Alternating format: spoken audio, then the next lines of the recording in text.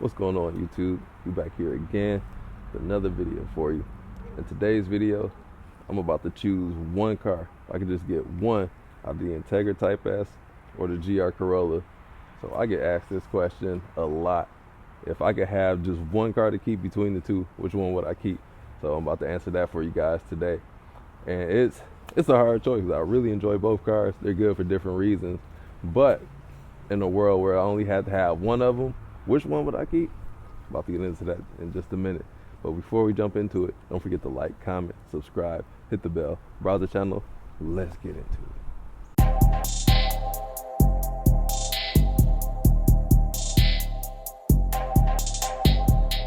Before I forget, I'd like to give a shout out to the Men of Culture. Got Race Car Friends, which I think he would choose this. Hunter Gang Nate, which he would choose this. And Blueprint 1 LE, which I think he would choose this. But guys, drop a comment, let me know which ones you guys would keep. But as for me, let me talk about the highlights, the pros and cons of each one. Let me start off with my Corolla. So out of the two cars, the Corolla is what I deem to be my fun car. So it's not serious, it's the cheaper car, like not very nice. Like it's an economy car and it shows all within this car.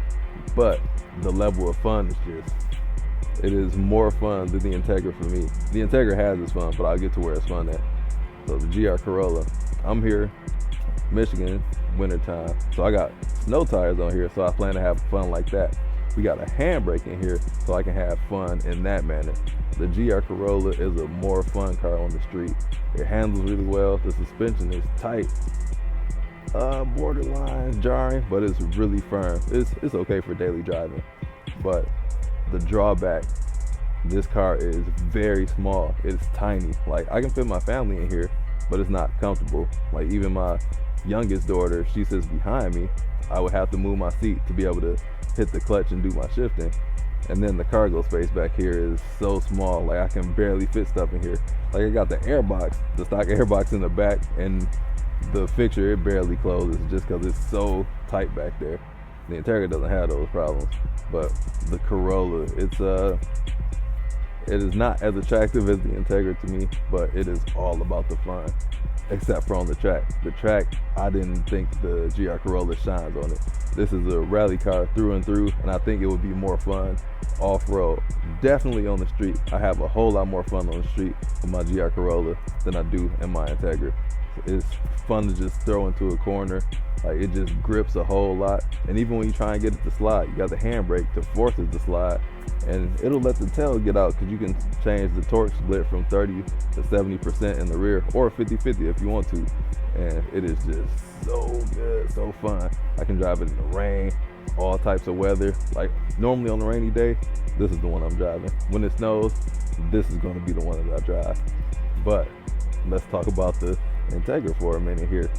Integra Type S. So this is a luxury car. So when I want to dress up, do something nice, go somewhere nice, I'm driving this car. On a road trip, hands down this car. So the fuel economy on the road trips has been better than the Integra than in this 3-cylinder that we got in here. So we got 300 horsepower, 273 pound-feet of torque. We got 320 horsepower and 310 pound-feet of torque from a 2-liter turbo, 4-cylinder, and a 3-liter turbo, 1.6 liter. The Integra, it's a way more expensive car. Even comparing it to like the Civic Type R, it kind of is going to be the same thing, but the Integra is a much nicer car.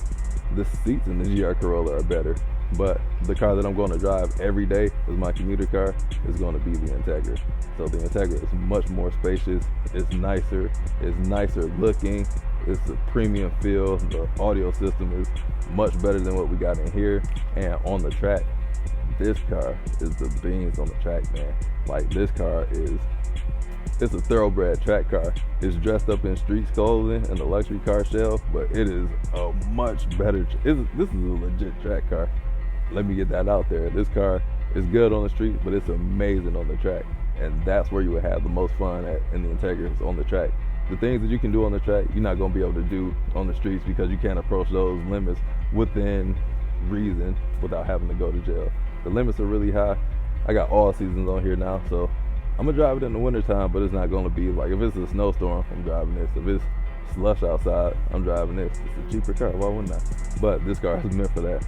But the Integra, this is my nice car. I got the nice wheels. I got the copper wheels as well.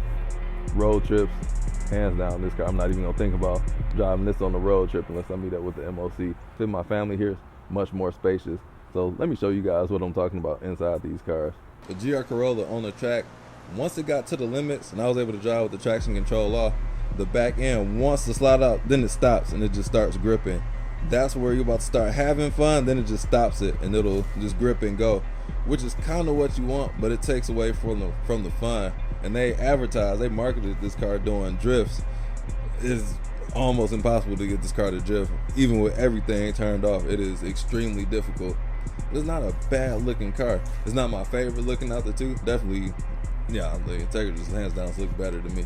But this car is really well built. Like, it's no rattles. This thing is a tank. And let's come up on the inside. Like, there is no rattles. And the same thing cannot be said about my Integra. So sitting up front, it's spacious. We don't have an armrest. No idea why. The shift knob, it is good, but the Integra is better. And this is the Core Edition. Some people think I got the circuit because I got the spoiler on the back, but I bought the car, had it on it already. But this is the cheaper bare bones. I got the performance options and the upgraded audio and the cold package where I get the heated steering wheel. I like that more in this car. So definitely, this is my winter beater, so to say. I don't even want to call it the beater because it's not, but this is what I'm gonna be driving because it does have the heated steering wheel, which is well welcome. Heated seats, really good in here. The seats, like the bolstering in here is really good. These seats are really comfortable. Aside from that, like, it is a very great driving experience. But if I don't want to feel like having fun, the Integra is going to be my choice. Coming around to the back seat, it is really tight back here. So this is where my daughter sit. Minimal leg room. Let me slide this booster seat over as I attempt to try and get in here. Knee is all in the back of the seat. Like, I can fit back here, but my knees are in the seat. And they got this cutout, this curvature right here, to where you can have more knee room. I'm 6 feet tall, so if you were like 5'8", 5'9", you can fit back here. Okay, I guess. But I don't even have long legs, so there's not a whole lot of leg room back here at all. And it's really tight. The middle seat back here, I wouldn't even fit 3 little kids back here. You can't do it with booster seats. You definitely can't do it with booster seats. If you got 3 skinny, slim kids, you can do it without booster seats. But with car seats, 2 at most. Coming on back to the cargo area back here. This is about the worst thing about it. I got the air filter in here, shoes, well, the air filter itself, the air filter fixture, and there's not a lot of real estate back here. Let's go over to the Integra. So I bought the Integra to be a true daily driver. So I had the A-Spec before this, and I just loved it as an everyday ride. So looking back here, you can see why this has got to be the daily driver. Way more space in here. I can fit quadruple what I can in the GR Corolla in the Integra, so it's way more practical. I can fit in the back seats, even though we got this sloping roof line. I can sit behind myself. I have ample leg room back here, so my knees barely touch, but that's not even accounting for the cutout part we got in the seat in front of us. So it's really nice in here. You're gonna miss out on some hair room if you're like taller than 6 feet. But other than that, you can fit only 4 adults back here, so they both seat about the same, but you'll be a whole lot more comfortable in here because we do have the cup holders built into the seat. I saw somebody on the one of the forums, and they actually changed out the seat bottoms to where they got 5 seats, so that's pretty cool. You can swap that out. They might not match, but who knows? Maybe you can find matching seats. I forgot what the A-Spec Integra seats look like in the back. It might be like the same, so I don't know. That's something to look into. So the back seat, all right, I'm losing out on the hair room now. And neither car is going to have vents, but the GR Corolla does have an outlet for the backseat passenger where the armrest would be in that center console. This ain't got nothing for nobody back here. It's like meant for the driver only. Up front, the Integra is just going to be a nicer car no matter how you slice it. It's just flat out nicer. Even the Civic Type R is just nicer than the GR Corolla, because the GR Corolla is like a size below these two, and it's like a class below these two. Because the interior on this and the Hondas, like even the Civic that I had, check out my review on the the Civic Sport, that interior was much nicer than my Corollas, and it was like close to a base level trim. So you got the Alcantara steering wheel. You can get a heated steering wheel, but this car, the demo, it came with it. You can opt for one, but it takes you just get a regular steering wheel, and it won't look like a Type S steering wheel.